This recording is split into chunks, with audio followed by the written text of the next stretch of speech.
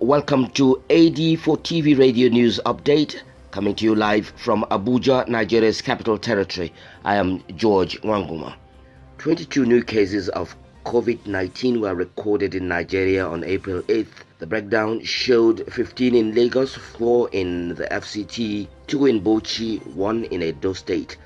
Consequently, the national tally stands at 276. This was announced Wednesday by the Nigeria Center for Disease Control, NCDC. A 15-member Chinese medical team arrived in Nigeria to help the country fight the coronavirus pandemic. They were received at the Nnamdi Azikiwe International Airport, Abuja, Nigeria. The Health Minister Osagi Ehanire, however, stressed that the medics were experts who were on the front line of China's coronavirus fight and that they came with special skill sets, adding that the entire team are being quarantined for 14 days before they begin their operation in the country. They will be in quarantine for 14 days. They knew that before they came, and they have undergone tests before they left their country. Nevertheless, they will be in quarantine for 14 days. Nigeria NCDC has gone to see where they are supposed to be in quarantine and will continue to pay. They are free to pay visits there throughout the 14 days. So that one is taken care of. So the visit of this team is going to be very helpful to us. And I'm sure the most curious of all persons will be our own scientists, who I'm sure have many, many questions. Therefore, even while these ladies and gentlemen are already in quarantine, I have requested that they be able to connect with our scientists and doctors via teleconferencing so that we can start right early to be able to ask questions and hear their narrative. The Director General of the Nigeria Center for Disease Control, Chikwe Ihekwazu, said the federal government has trained over 3,800 health workers on infectious disease prevention and control as at April 5. Ihekwazu, while making his remarks during the daily briefing of the Presidential Task Force on Coronavirus in Abuja, Nigeria, said about 270 workers were trained in each state of the federation. The Nigeria Center for Disease Control, BOS, said the capacity of the health workers is not only built to respond to the coronavirus outbreak, but even after the pandemic is over. He added that the center would ensure that the health workers receive the essential equipment to protect them from the infection. A global condom shortage is looming as the coronavirus pandemic disrupts production and supply chains of the world's top maker of contraceptives. Malaysia, one of the world's top rubber producers and a major source of condoms, in March imposed a nationwide lockdown, but it is expected to produce 200 million fewer condoms than usual. The chief executive officer of the contraceptives, Go Mia Kiat, warns that supplies of contraceptives will be hit hard with disruption in supply and transport difficulties. The manufacturer stressed that this is a major concern because condoms are essential health and family planning items. In response to criticism to the operations of the National Social Investment Program from the National Assembly leadership, the presidency claims that the inability of certain members of the assembly to include their personally selected candidates as beneficiaries is largely the reason the program has come under attack.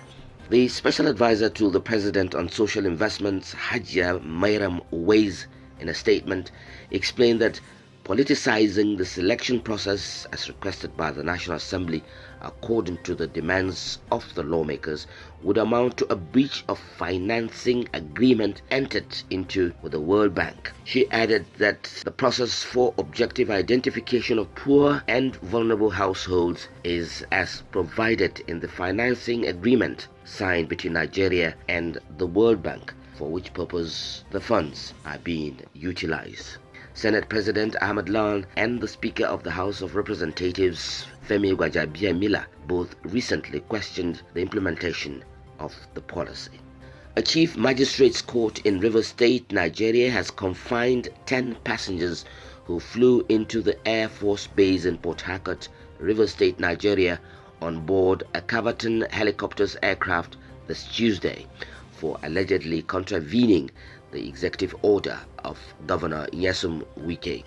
The Chief Magistrate D.D. Ihua Madweni ordered that they be remanded in any government facility to enable medical personnel from the state to carry out tests to determine their coronavirus status. Meanwhile, the federal government, through the Minister of Aviation, Hadi Sarika, this Wednesday, while speaking at the daily briefing on coronavirus in Abuja, Nigeria, said the officers who arrested the Caverton helicopter's pilots exhibited dangerous ignorance. Responding to a question on whether the flight operated by the pilots was cleared by his ministry, Sarika said civil aviation is item number 3 on the exclusive list and there is no other person or institution other than the federal government that has the legal right to legislate on items on the list. Senator Bernie Sanders, a running candidate for the United States presidential election, this Wednesday ended his presidential campaign. Sanders said he did not make the decision lightly, describing it as a very difficult and painful decision. His withdrawal clears the way for front-runner and former Vice President Joe Biden to clinch the Democratic Party's ticket and square off against incumbent President Donald Trump in the coming elections. Linda Tripp, who secretly recorded her conversations with Monica Lewinsky about interns' relationship with former U.S. President Bill Clinton in the White House, has died. Tripp's mother, Inge Karotenuto, and her former attorney Joseph Murtha made the announcement, adding that Tripp had been diagnosed with late-stage pancreatic and lymph node cancer in the last few days and had previously been treated to breast cancer. She died aged 70. English Premier League bosses are set to announce that the season will be scrapped due to the coronavirus pandemic, according to Udinese director Pier Paolo Mourinho. Football chiefs released a statement last week saying they intended to finish the season but refused to set a date for its return as the pandemic worsens. Mourinho said the Premier League is set to follow Belgium's example and call an end to the season.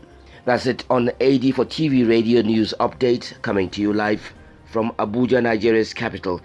You can join the conversation on our social media platforms at AD4TV Radio on Facebook, Twitter, LinkedIn and Instagram. Please subscribe to our YouTube channel at AD4TV Radio. Many thanks for watching. I am George Wanguma.